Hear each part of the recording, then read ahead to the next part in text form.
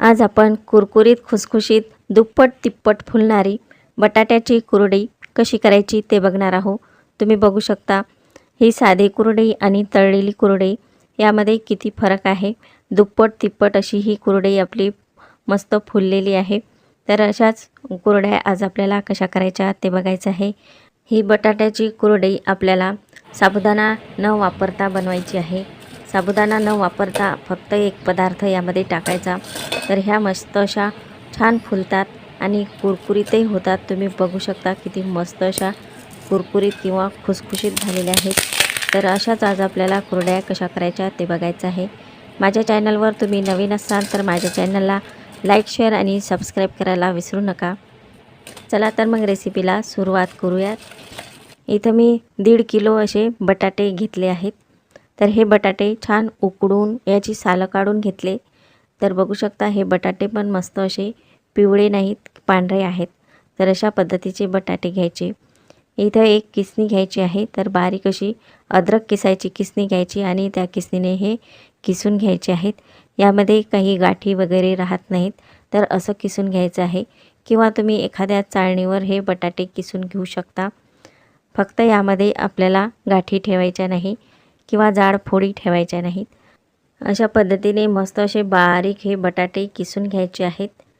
असे बटाटे बारीक किसून घेतल्यावर काय होतं की मस्त ते मॅश होतात किंवा छान असे चोपडे होतात आणि जेव्हा आपण कुरड्या करू तेव्हा ते कुरड्याच्या चाळणीमध्ये अटकणार नाही आणि आपल्या कुरड्या छान येतात।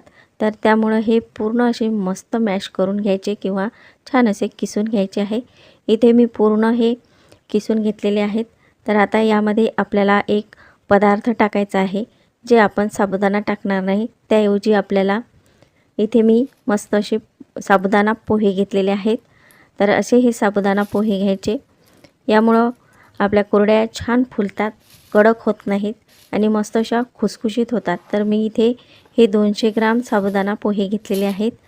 हे आपल्याला मिक्सरच्या भांड्यामध्ये टाकून बारीक करून घ्यायचे आहेत। तर असेच थोडे थोडे करत आपल्याला मस्त असे बारीक करून घ्यायचे आहेत। तर आता हे बारीक झालेले आहेत। तर यामध्ये आणखी आपण साबुदाणा पोहे टाकून घेणार आहोत आणि हे आणखी बारीक करून घेणार आहोत। तर असं मस्त याचं पावडर बनवून घ्यायची आहे। तर इथं मी पूर्ण याची पावडर बनवून घेतलेली आहे। एका भांड्यामध्येच आपली ही पावडर छान अशी तयार झालेली आहे।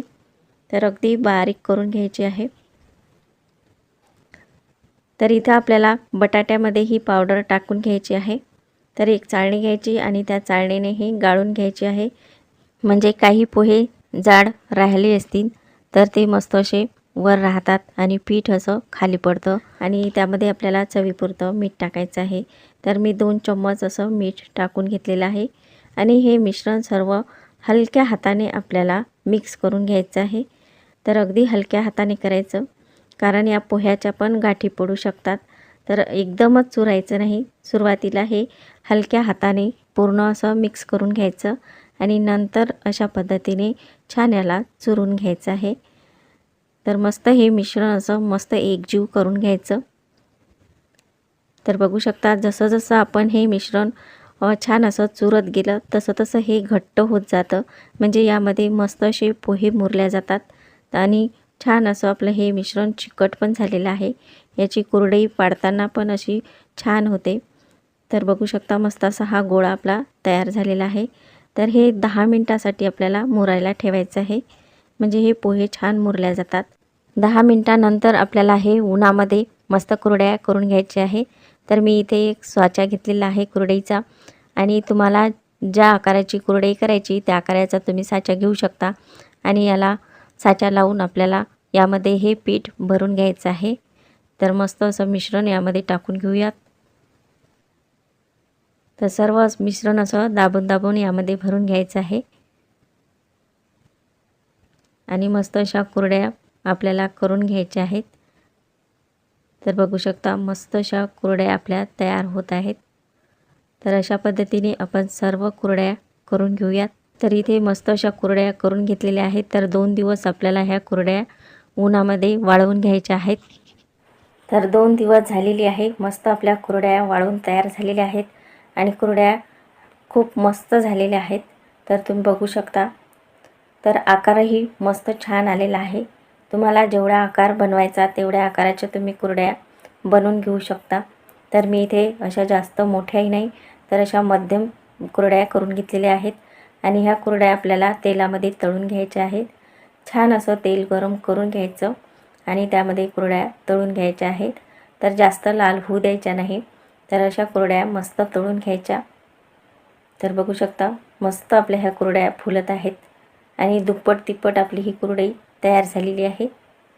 तर अशाच पद्धतीने सर्व कुरड्या तळून घ्यायच्या आणि ह्या कुरड्या तुम्ही कोणत्याही उपासाला खाऊ शकता किंवा तुम्हाला चिवडा करायचा असेल तर त्या चिवड्यामध्ये पण तुम्ही ह्या कुरड्या टाकू शकता. तर अशा ह्या बटाट्याच्या कुरड्या साबुदाणा न वापरता आपल्या तयार झालेल्या आहेत. तर बघू शकता ही आपण तळलेली कुरडई खूप मस्त झालेली आहे आणि दुप्पट तिप्पट फुललेली आहे. तर अशाच मस्त अशा कुरड्या तुम्ही पण नक्की ट्राय करून बघा आणि ह्या कुरड्या खुसखुशीत होतात, खमंग लागतात खायला आणि साबुदाणा न वापरता आपण ह्या कुरड्या तयार केलेल्या आहेत. त्यामुळे करायला पण खूप सोप्या आहेत. कडक न होता अगदी खुसखुशीत ह्या कुरड्या तयार होतात. तर अशा पद्धतीच्या कुरड्या तुम्ही पण नक्की ट्राय करून बघा. अगदी बघू शकता तुम्ही एकदम अशा खुसखुशीत झालेल्या आहेत.